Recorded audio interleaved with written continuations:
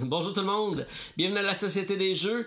Bon week-end de jeux à tous ceux qui seront présents pour le début du JAB, grand rassemblement de gamers au Québec qui a lieu ce week-end à Chelsea. Alors profitez-en, bonne fin de semaine ludique à tous et pour tous les autres, je vous propose une série de jeux, de nouveautés à découvrir entre amis, en famille ou en solitaire, pourquoi pas. Alors sans plus tarder, mon actualité ludique du 23 avril, c'est parti.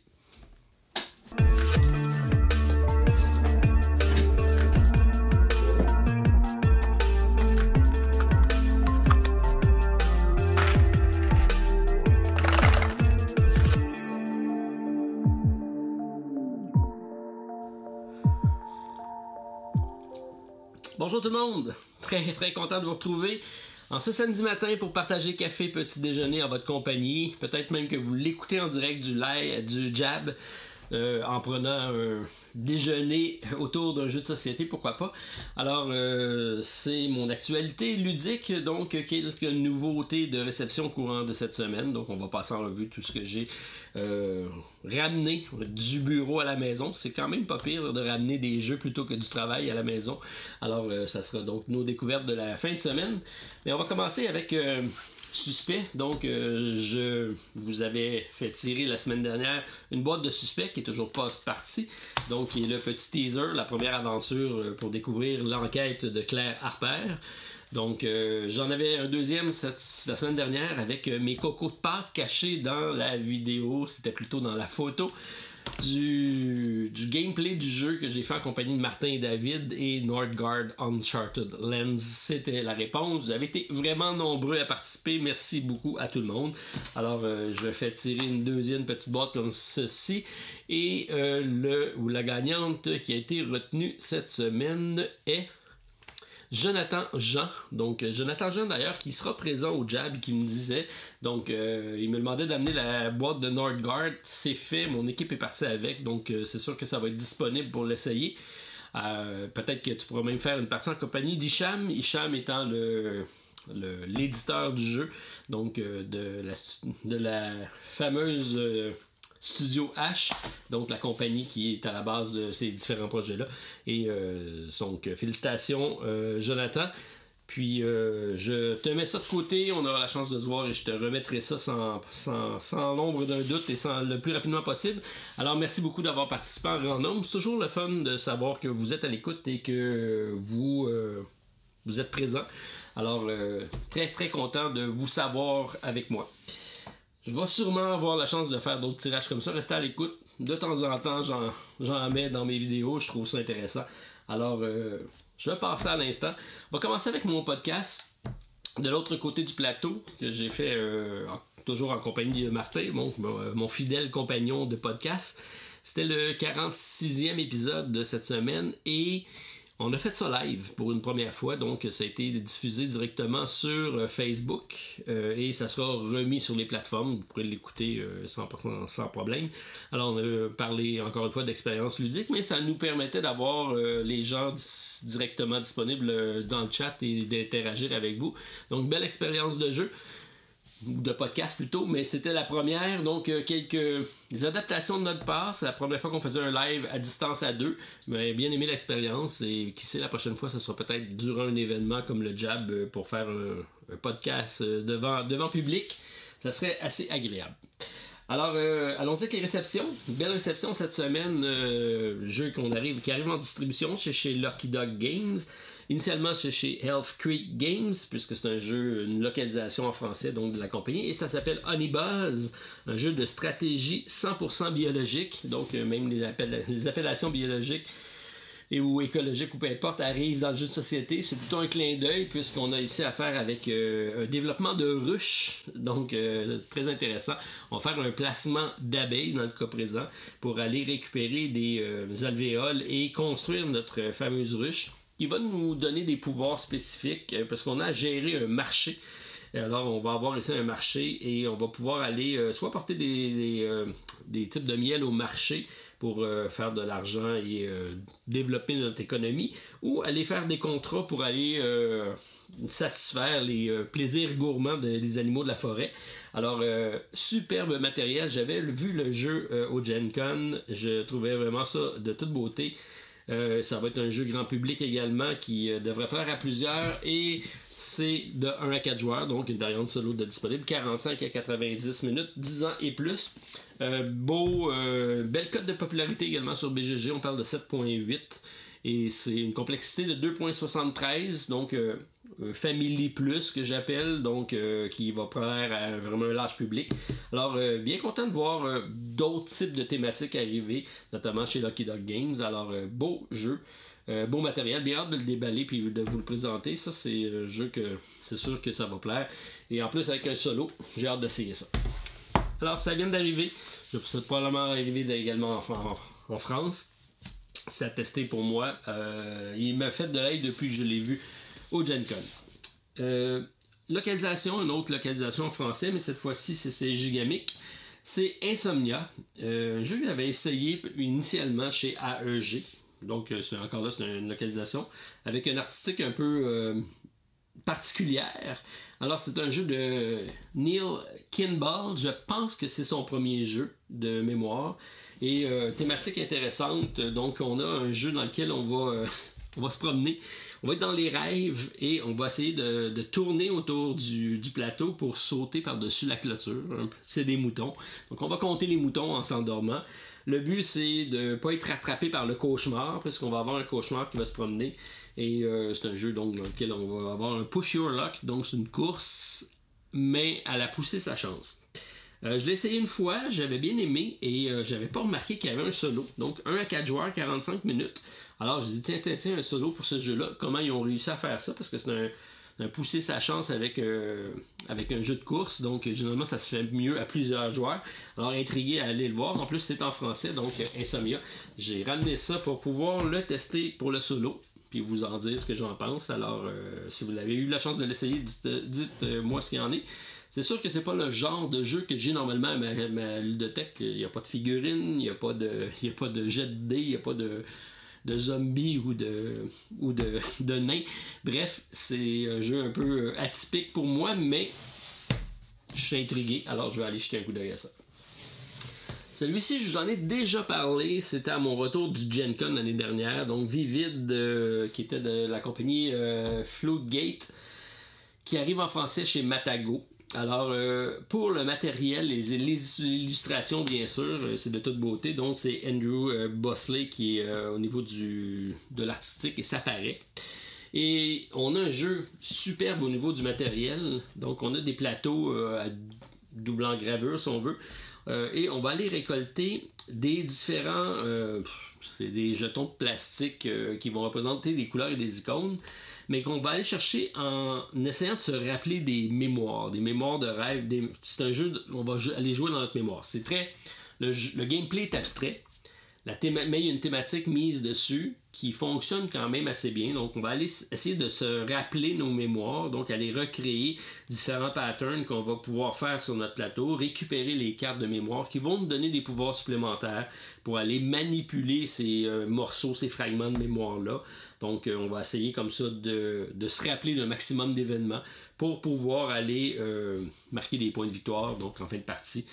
Thématique originale, c'est un 2 à 4 joueurs, 45 minutes, et j'avais beaucoup apprécié ma partie de présentation de Gen Con. Je trouvais ça très différent de ce qui se faisait. Alors, content de savoir qu'il arrive en français. C'est un jeu qui va plaire ou qui va déplaire, mais moi j'ai bien aimé. Il y a un prémisse vraiment intéressante en disant on va aller dans les mémoires, dans les songes et tout ça, mais au bout de la ligne ça reste un jeu très très abstrait à la Azul presque de ce style là, donc un hybride si on veut, mais intéressant et différent. Alors content de savoir que ça arrive en français. Celui-ci c'est un jeu qui date de quand même un certain temps, 2019, qui arrive en français chez Matago. 2 à 4 joueurs, 60 minutes, 14 ans et plus. On parle de War of Whispers. Ça a été un coup de cœur pour moi lorsque Martin l'a amené chez moi et qu'on l'a découvert ensemble. Ça ne disait rien. Et vraiment, j'ai trouvé le gameplay très, très, très intéressant. Et depuis, c'est le genre de gameplay qu'on voit arriver. C'est-à-dire, on a un plateau dans lequel, dans le cas présent, on a des armées qui vont se déployer. On va influencer les armées. Il y en a plusieurs, je pense qu'il y en a 5, qui vont interagir les uns avec les autres. Mais nous, on fait juste les influencer et on essaie de se positionner en alliance avec ceux qu'on pense qui vont gagner. Donc, il va y avoir des points pour la première position, deuxième, troisième, quatrième, cinquième. Et le but, c'est de créer le plus d'alliances stratégiques pour pouvoir marquer un maximum de points. Alors, très, très, très intéressant comme gameplay, très stratégique. Moins de confrontation directe, c'est plus comme les armées appartiennent à tout le monde et on peut influencer toutes les armées. Ça fait en sorte qu'il n'y a pas de sentiment de frustration de ce type de jeu-là où lorsque ça va pas bien pour toi puis que le reste du monde autour de toi joue bien autour de la table. Celui-ci, tu peux sacrifier certaines armées pour changer d'allégeance, aller vers d'autres et faire en sorte que tu vas quand même réussir à sortir ton épingle du jeu. Donc, très intéressant. Beaucoup apprécié War of Whispers. Alors, 2 à 4 joueurs, 14 ans et plus. Et c'est chez Matago. Donc, si vous ne connaissez pas, je vous le suggère grandement. Moi, ça a été une belle expérience, une belle découverte en compagnie de Martin. Celui-ci, je l'ai entrevu lorsque j'ai fait donc la Quige, qui est l'espèce de foire de présentation de jeu pour les détaillants. Alors, c'est un nouveau jeu qui arrive. Donc, Petit Peuple, c'est chez Bombix. Bombix, c'est toujours une compagnie que j'aime bien, qui font des choses que j'ai déjà présentées, entre autres, je pense, Lueur. Bref, artistiquement, c'est bien réalisé. Encore une fois, on voit que c'est très différent. C'est l'artiste qui a fait Codex Naturalis. Et là, on arrive avec... donc, c'est un jeu de majorité, essentiellement. Donc, on va avoir différents... secteurs qu'on va essayer d'influencer pour aller récupérer des cartes qui vont faire en sorte de modifier toute notre stratégie. Donc, c'est marqué. Votre choix a un impact direct sur le joueur suivant. À vous de décider lequel en subira les conséquences. Donc, beaucoup d'interactions, c'est ce qu'on veut mettre de l'avant dans ce jeu-ci. Alors, intéressant. Par contre, comme c'est dit, mis de l'avant d'interaction entre joueurs, malheureusement, c'est pas de solo, c'est un 2 à 4 joueurs. Mais j'avais réussi à faire de quoi quand même pas mal avec Lueur, alors je vais probablement regarder si c'est possible avec celui-ci. Mais c'est un jeu accrocheur, donc au niveau visuel. Alors, hâte de tester. Qu'est-ce que ça dit avec Petit Peuple? Dernière nouveauté, et non la moindre, petit jeu, micro-game qu'on appelle. Alors, Sprawlopolis, que j'ai énormément entendu parler. Certains le placent même parmi leur top 10 des jeux en solo. Alors, c'est un jeu d'un auteur d'une compagnie que je vous présente souvent sur Kickstarter. C'est probablement un des auteurs de jeux, pas des auteurs, mais des éditeurs de jeux les plus prolifiques qui nous propose à chaque fois des micro-games comme ça. C'est 18 cartes. C'est tout le temps des thématiques différentes, mais vous voyez que c'est un format très portable. Et donc, celui-ci est probablement le meilleur de la série, donc Sprawlopolis. Et c'est arrivé en français chez Matago, mais il n'y a vraiment pas de texte au niveau des cartes. On voit que c'est un jeu de construction de cité. Donc, c'est un placement de tuiles dans lequel on va faire un puzzle game et on va faire des agencements de secteurs pour pouvoir marquer un maximum de points. Bon, j'ai 1 à 4 joueurs, 14 ans et plus, 15 minutes par partie. Micro-game comme ça qui est fort intéressant puisque ça se promène un peu partout. C'est assez abordable. Alors, content d'avoir ajouté ça à ma collection. Ça fait longtemps qu'il me faisait de l'œil et je n'ai eu que de bons commentaires. C'est sûr qu'on ne s'attend pas à un jeu grandiose. Il y a 18 cartes, mais c'est un beau puzzle game pour un petit 15 minutes en solo. Alors, intéressant. J'ai finalement ouvert ma fameuse boîte de Planet Unknown et j'ai lu les règles, j'ai écouté des vidéos. J'étais pas certain que j'avais fait un bon achat, mais finalement, je trouve que je m'en suis tiré pas mal. J'aime beaucoup ce que je vois par rapport à ce jeu-ci. Donc, des trays, des manifold. Bon, c'est sûr que c'est la version Kickstarter. On a des rovers, donc des véhicules qui vont se promener sur nos planètes. On a des météorites qui vont apparaître et des pods qui vont se poser. On va essayer de les récupérer.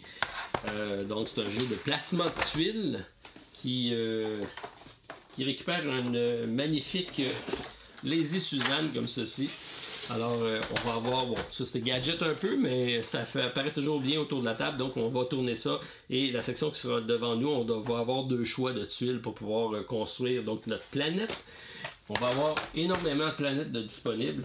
Donc on a, c'est sûr que c'est des petits cartons comme ça, donc on a une face que tout le monde a la même planète, mais j'ai également une série de planètes qui sont asymétriques, différentes, qui vont comporter des ondes tous assez particulières. J'ai des règles spécifiques pour chacune des planètes. Alors ça c'est intéressant au niveau du gameplay, il y en a énormément. Et la façon que ça procède, que ça fonctionne, ben, c'est tout simple. On va avoir des pods qui vont être répartis selon les points et les positions de départ qu'on va voir ici. Et nous, on va prendre des tuiles et on va composer. Donc, graduellement, on va essayer d'explorer, si on veut, la planète. Et chaque polyomino a 2 sections, donc 2 types de terrains différents qui vont nous permettre de progresser sur une charte. Donc, on a une charte comme ceci. Et on va avoir des marqueurs qui vont progresser pour augmenter la civilisation, la gestion de l'eau, la biomasse, le déplacement du rover et de la technologie qui va nous débloquer certains pouvoirs. Alors, à chaque fois qu'on va poser une tuile, selon la couleur de la tuile, on va monter sur cette charte-ci. Ce qui va nous faire des séries, des cascades d'actions intéressantes à débloquer. Et le but, c'est de compléter des lignes et des lignes et des colonnes pour marquer des points. Donc, c'est le but. Mais il va y avoir des météorites qui vont apparaître, qui vont briser notre séquence. On va devoir utiliser notre rover pour pouvoir aller nettoyer tout ça. Très thématique, très simple, qui va probablement également plaire à un grand public. Matériel vraiment superbe. Alors, bien hâte de le tester puisqu'il y a un solo qui vient avec ça. Alors, c'est pour Planet Unknown. Alors, adepte de placement de tuiles, je pense que vous allez être servi. Beau jeu, beaucoup de matériel, bien content donc de l'avoir. Il me reste qu'à m'installer et à jouer. Et j'ai eu des bons commentaires des abonnés qui ont eu la chance de l'essayer, alors à suivre. J'ai eu la chance également de tester Dreamers. Donc, tout dernier jeu de mon ami Youssef. Youssef qui fait toujours de beaux petits jeux brillants. Et encore une fois, c'est un petit jeu de cartes. Avec, cette fois-ci, un livret de règles. Et donc, c'est sur des cartes. De 5 cartes à lire, c'est très simple. Et particularité, c'est un 2 joueurs cette fois-ci. Alors, on a des rêveurs. Et on va essayer de combattre des cauchemars pour essayer de se réveiller. Pour ce faire, il faut aller débloquer, donc... trouver 3 portes qui vont nous mener vers l'éveil si on veut, mais c'est un jeu d'identité cachée. Donc on a 3 cartes comme ça, on va les brasser et on va en prendre chacun une. Donc à chaque partie on ne saura pas si on sera allié, donc 2 fois la même carte, c'est 2 rêveurs, ou on peut être le maître du cauchemar si on veut, et essayer d'empêcher l'autre de se réveiller. Alors, c'est l'aspect intéressant. Et comme ça se joue en une série de manches, mais d'une fois à l'autre, on n'aura jamais le même rôle. Donc, on va toujours avoir la suspicion de est-ce que celui avec qui je joue, celui ou celle avec qui je joue, est mon allié ou mon ennemi pour cette partie-ci. Alors ça, c'est intéressant. Et le jeu, c'est tout simple. Donc, on va avoir des cartes de rêve qui vont représenter des séries de numéros, qui vont avoir également des modificateurs. Les illustrations sont superbes dans le cas présent. Donc, c'est des chiffres ici, je pense qu'ils vont, c'est quoi, c'est de 1 à 10, quelque chose comme ça. Et on va avoir également des cartes de cauchemar qui vont apparaître. À chaque tour, on va tourner une carte. Et les cartes de cauchemar, c'est de 6 à 16, si ma mémoire est bonne. Et là, on est pris avec donc un cauchemar effrayant ici, 16. Le but, c'est d'avoir, on va tous avoir 3 cartes en main. Et on va comme ça prendre une carte qu'on va sélectionner chacun. Va la jouer, il va dire je vais la jouer face cachée, je vais dire est-ce que je suis proche ou loin du chiffre. Le joueur qui est avec moi va jouer une autre carte. On va additionner les 2 cartes qu'on va avoir mis ensemble et on va essayer d'arriver exactement au même chiffre. Si on réussit, ben, on a ouvert une porte. À ce moment-là, ben, on va tout simplement prendre une carte de porte, on va la tourner pour dire on a trouvé une des portes vers la sortie du rêve. Si on ne l'a pas, qui est fort probable parce que c'est seulement 2 cartes, on a une chance de faire une modification. Et là, à ce moment-là, on va pouvoir jouer une carte supplémentaire qui a d'un petit icône que vous voyez probablement pas ici. C'est un Dreamcatcher, donc ça c'est thématique. Donc un attrape-rêve qui va modifier les cartes en plus ou moins un certain nombre et on va essayer de mettre une carte supplémentaire pour s'approcher de celui du chiffre. Si on réussit, bon, on a trouvé. Si on ne réussit pas, ben tout simplement on va passer à un autre jusqu'à temps qu'on passe à travers le paquet. Par contre, certaines cartes vont avoir des crânes. Et là, si on arrive avec une carte avec un crâne, ça va nous permettre d'essayer de découvrir si l'autre joue avec moi ou pas. Donc, si je pense qu'il est contre moi, je peux jouer une carte crâne et donc tester, voir si il fait partie de mon équipe ou pas.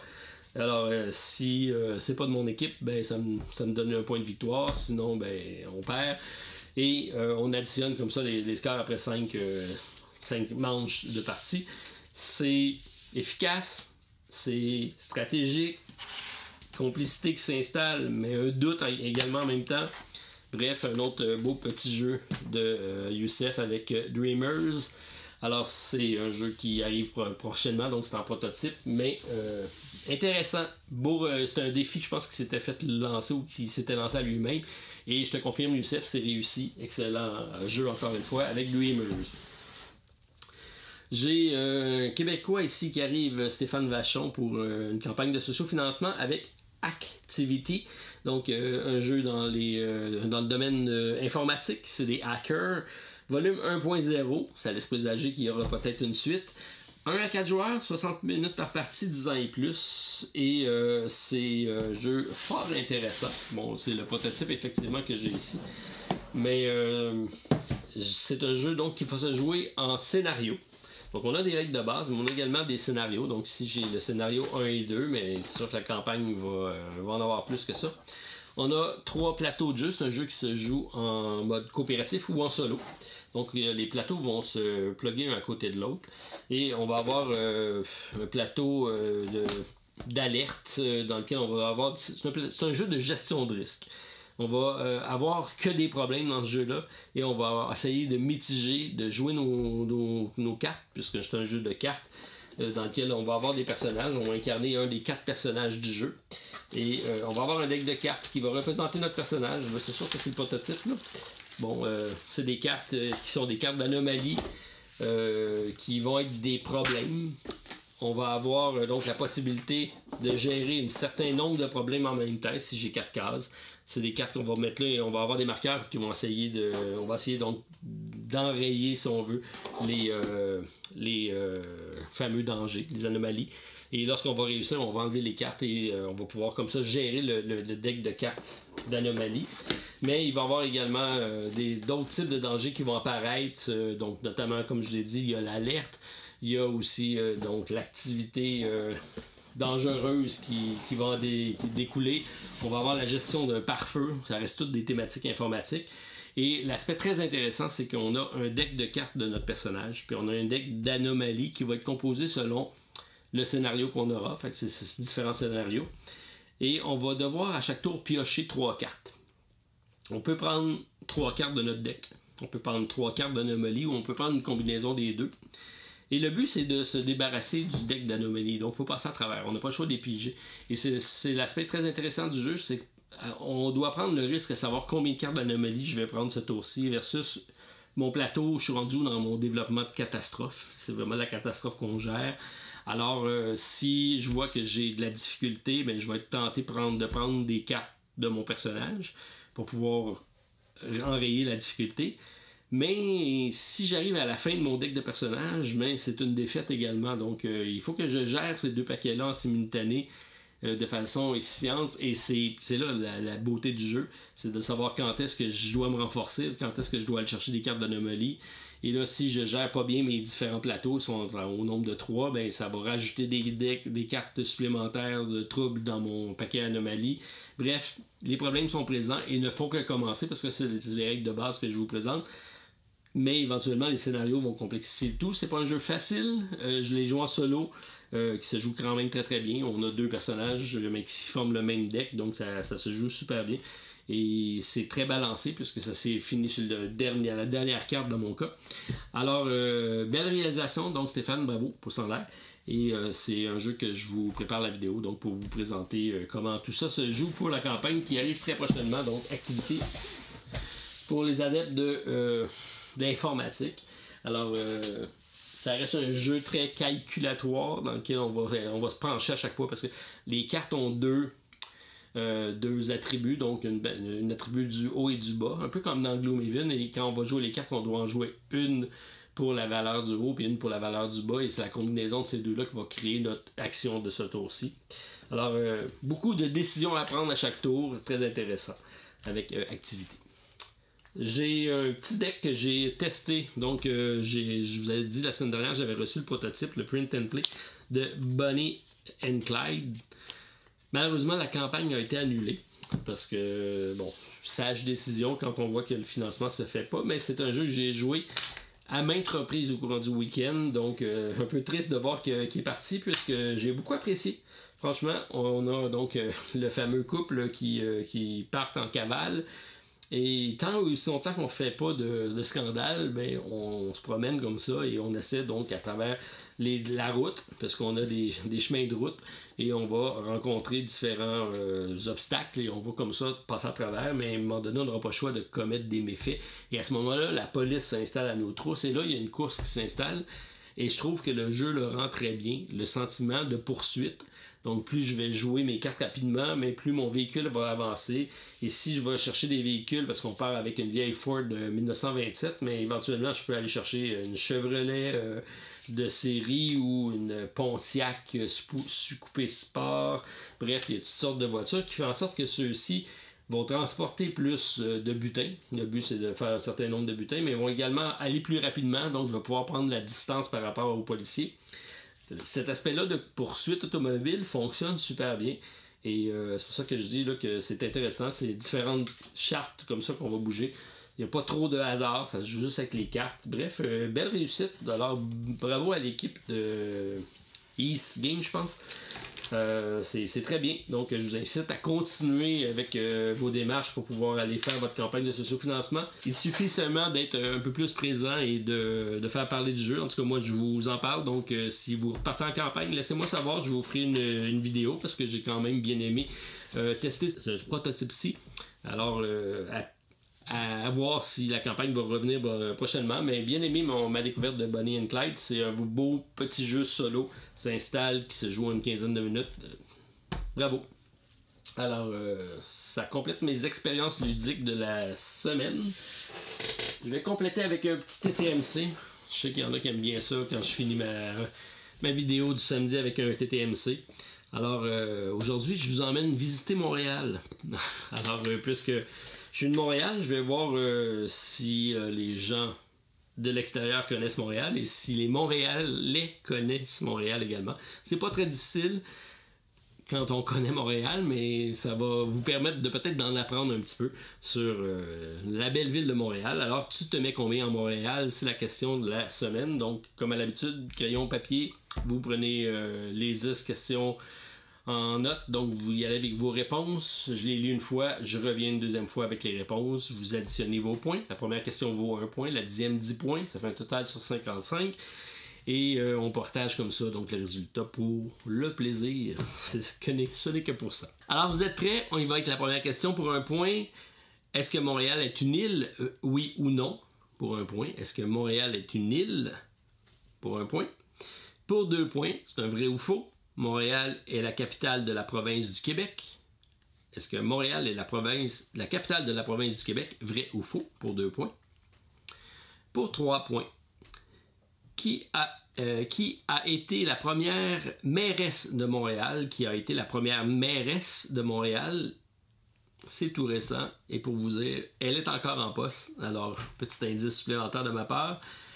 En 4, qui était le maire? On reste encore dans la mairie, mais c'est un maire très célèbre. C'est celui qui a été à la tête de Montréal pendant l'Expo 67. Donc, Montréal a reçu Exposition universelle en 67. C'était tout juste avant ma naissance, mais c'est un maire que tout le monde connaît, ceux qui connaissent l'histoire de Montréal. Donc, quel était le nom de ce maire-là, pour 4 points. En 5, on va y aller un peu du côté culturel. Donc, quel festival ayant lieu à Montréal génère le plus de retombées économiques? Et là, je vous donne un choix de réponse. Le Festival de musique Oshaga, le Festival international de jazz de Montréal ou le Festival Juste pour rire. Alors, c'est 3 choix de réponse. On en veut seulement une et la bonne pour 5 points. En 6, quel boulevard surnomme-t-on la Main? Donc, on voit ça dans plusieurs villes. La Main, l'équivalent de la Main Street, donc, ou la rue principale. On cherche la rue principale à Montréal. Quel est le nom de cette rue-ci qu'on appelle la Main? En 7, quel est le nom des 2 universités anglophones de Montréal? Nous avons 2 universités anglophones à Montréal. On cherche le nom de ces 2 universités-là. Il y en a une qui est très célèbre, l'autre plus méconnue. C'est les 2 noms qu'on cherche.